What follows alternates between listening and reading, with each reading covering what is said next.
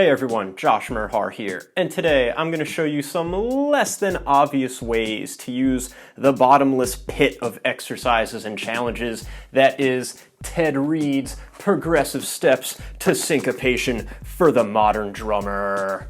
If you've ever taken drum lessons before, you've almost definitely encountered this book at some point. But if you've never seen it before or you don't have it, I cannot recommend it enough. I'm not exaggerating when I say I have put thousands of hours of practice into just this one book. It's easily the best $8 I've ever spent.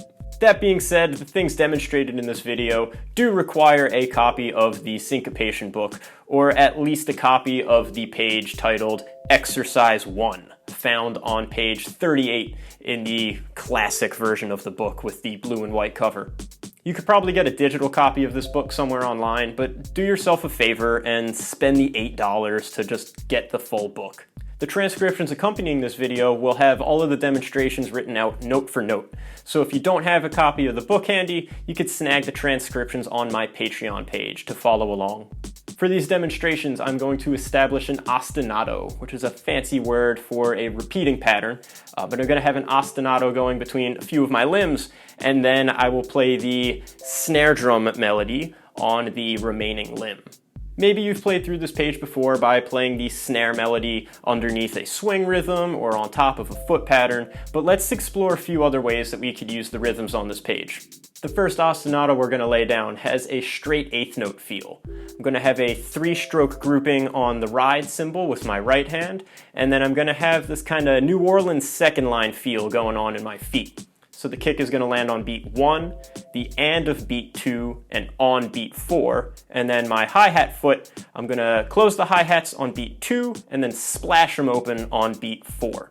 So here's the ostinato on its own.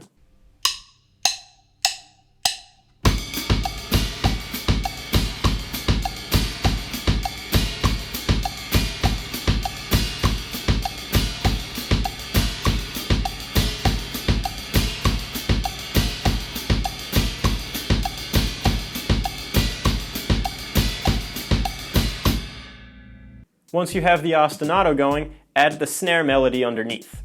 These exercises will really test your coordination, so go as slowly as you need to go in order to play the rhythms cleanly and accurately. I'll play through the first few lines of the page to give you an idea for what it should sound like.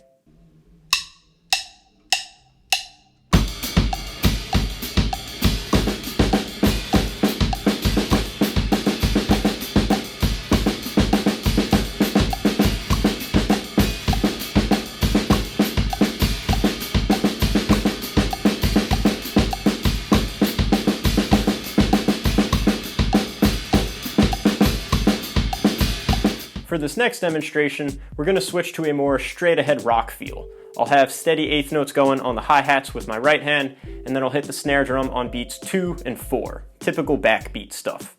Then I'll play the snare melody on the kick, but with a swing feel.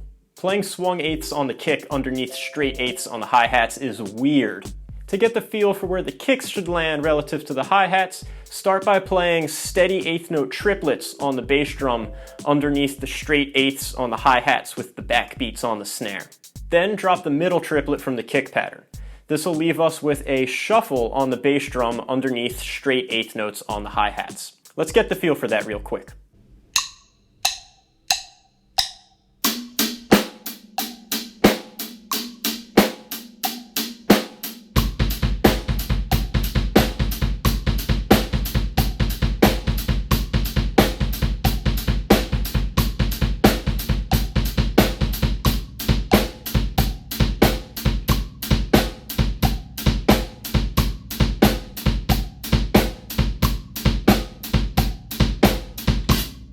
And now I'll work in the snare melody from the page. Again, I'm just going to play through the first few lines to give you an idea for what it should sound like.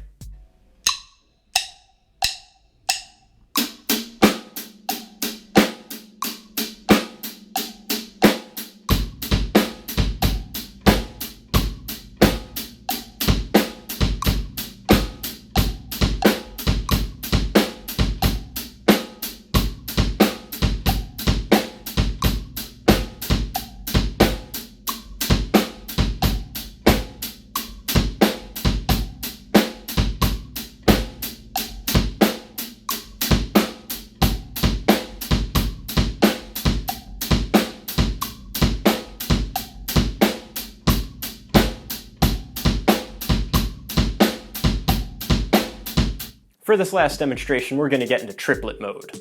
I'll play quarter notes with my hi-hat foot, and I'll fill in the second and third triplet of every beat with the kick. My right hand will play a bell pattern called a naningo, which is very commonly used in a lot of 6/8 Afro-Cuban grooves. Let's get the ostinato happening before working in the snare.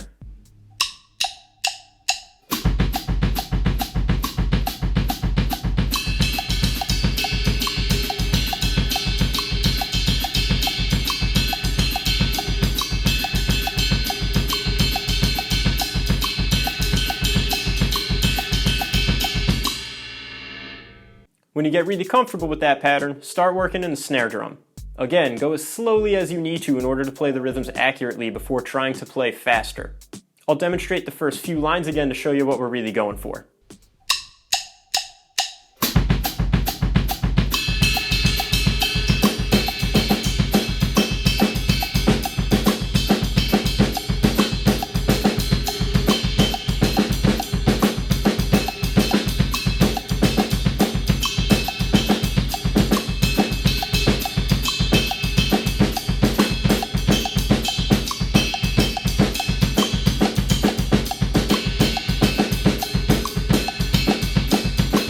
So those are three less than obvious and pretty challenging ways to use exercise 1 from the Syncopation book.